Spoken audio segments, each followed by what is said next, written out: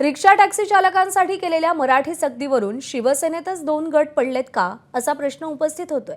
या संदर्भात शिवसेना नेते संजय निरुपम यांनी प्रताप सरनाईकांना पत्र लिहिलंय। मराठी सक्तीबाबत फेरविचार करावा अशी मागणी संजय निरुपम यांनी सरनाईकांकडे केली।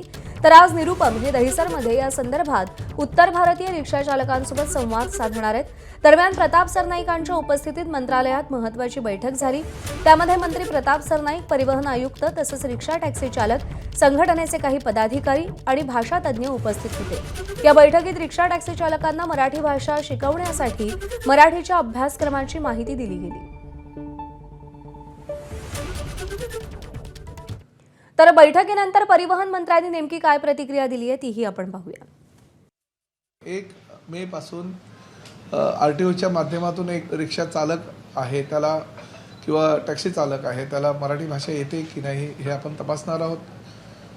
सुरुवातीपासून महाराष्ट्राची आणि प्रामुख्याने परिवहन डिपार्टमेंटची ही भूमिकाच राहिलेली आहे की महाराष्ट्रामध्ये जर तुम्हाला व्यवसाय करायचा असेल तर मराठी येणं अनिवार्य आहे आणि तो आपला अधिकार आहे, आपला तो हक्क आहे आणि त्या माध्यमातून ही मोहीम आम्ही करतोय।